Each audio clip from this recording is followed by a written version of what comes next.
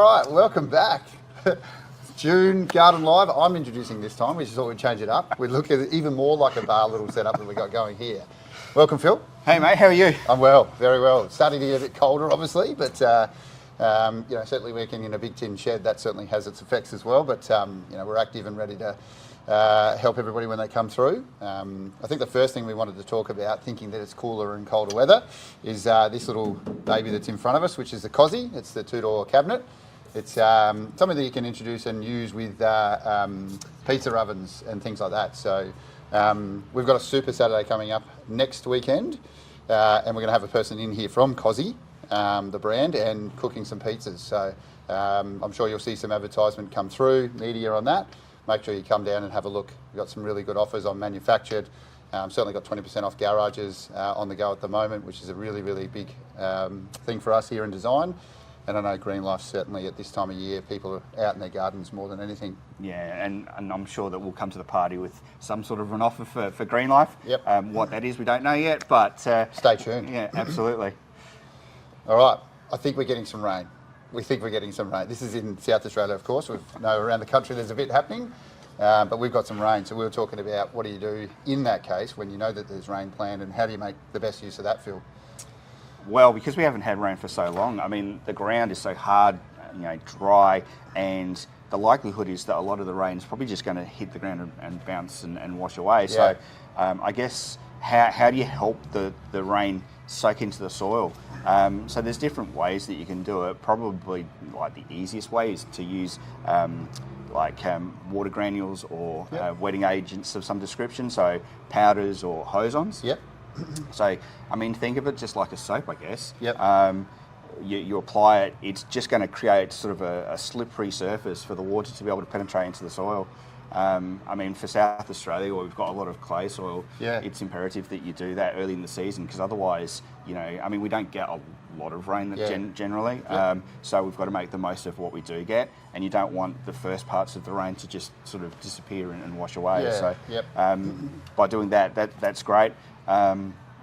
The other way to do it would be to, at this point in time, we talk about garden prep, digging composts into the ground, manures into the ground. Yep. I'd continue to do that.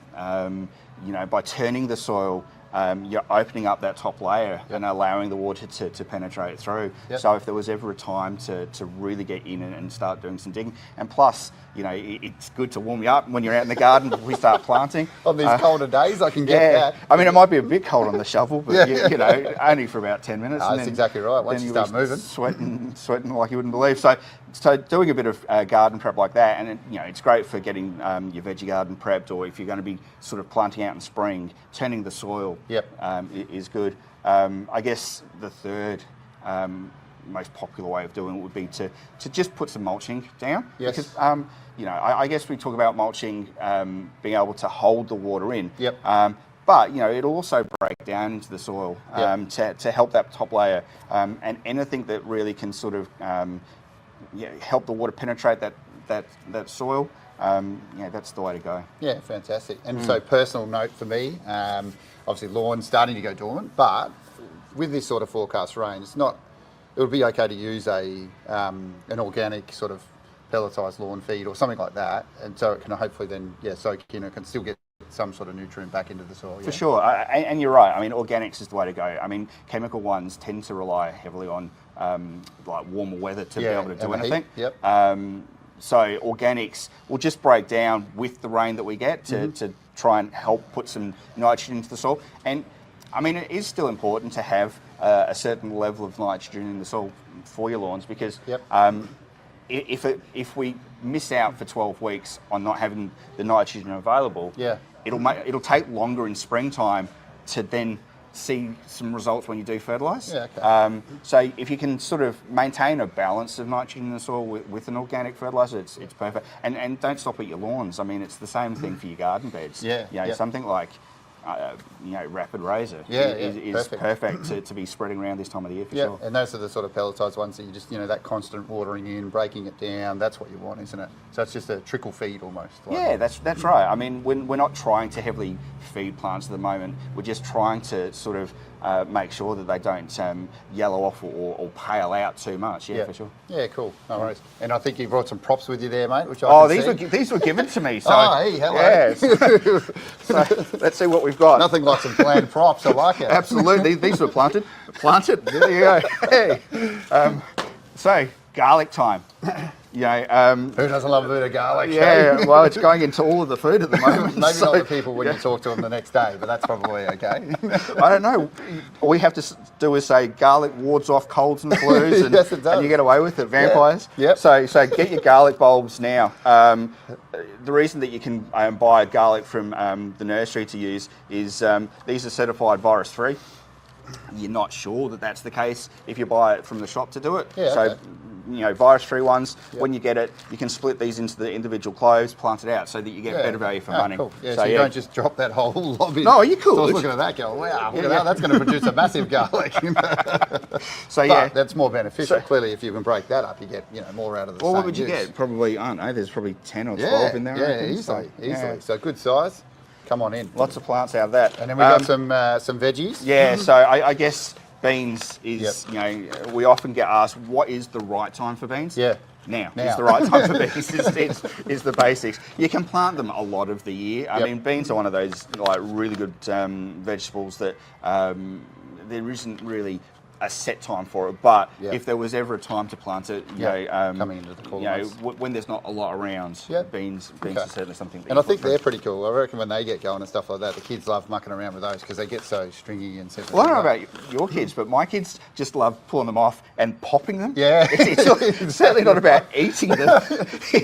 We do recommend eating them as well, but No, absolutely, you can cook them afterwards. But yeah, my kids just love getting in and hearing that pop as they open them up. So, I love it. Yeah. Anything else that we should be planting in June? Well, I mean, I guess you think about it being cold and wet and not many people want to get out, but, when it is gloomy outside, it's really nice to have, some instant colour. So there's a lot of pansies and primulas, cinerarias. So there's still lots of, I guess, annual colour to be planted out. And really, I mean, that's all the garden needs at the moment. There's certainly colour. I mean, we're coming towards the end, we're in winter now. So we're coming to the end of the nice trees, like the ornamental deciduous trees, losing their leaves. So it's about time that you sort of put a pop of colour in. So I'd be looking at any of those annuals at the moment. Well, we certainly got that in our nice, lovely display yard here at Jepp's Cross, guys. It's the same thing. The beautiful work that our gardeners do out here, same time this time of year. It's just leaf city. Yeah, it can be. Because everything's dropping. But that stuff can be used as mulch as well, if you've got a good composter and so forth. Yeah, well, exactly right. I mean, I've seen people that just take the leaves and throw them in and around the garden.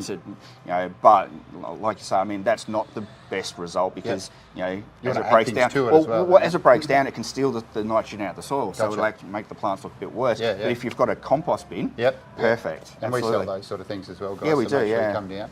And then I think the other one we were talking about, or we had to mention, was your citrus care or the harvest, or where are we at with citrus? Yeah, so citrus is generally sort of in full fruiting right now. Okay. So it's a matter of getting out, still watching the watering. I mean, hopefully we get that rain that you're talking about, but watch that watering because you don't want the fruit to sort of at this stage get too dry because it'll damage the interior of the fruit. But there'd be plenty sort of cropping right now that you can get in and start to harvest. And then it's a matter of just tidying the tree up after that and then doing some pruning in springtime. I mean, citrus, I don't know about you guys at home, but my citrus bill at home, as in my fruit and veg bill at home, obviously gets up there. So if you can't, if you get a couple of things going in your backyard that your kids love and so forth, then it's only a win-win when it comes to cost of living and things like that. So and something like a lemon tree. I mean, a lemon tree is so easy to grow. Easy to grow. That probably sounds good. Might be what I go with, I think. So all good. All right. Anything else? I think that probably covers off quick and easy one today. So it's not bad, is it? We will just mention again, Super Saturday next Saturday, the 14th of June. Obviously all stores, but certainly here at Jepp's Cross, like we said, pizza oven on display, being used. So maybe come on down, have a look at that, and check out our offers. And yeah, we've got a fantastic garden centre that's is only improving daily with some of our new and exciting team members that work here. Absolutely, it's been great. Cool. Thanks, guys.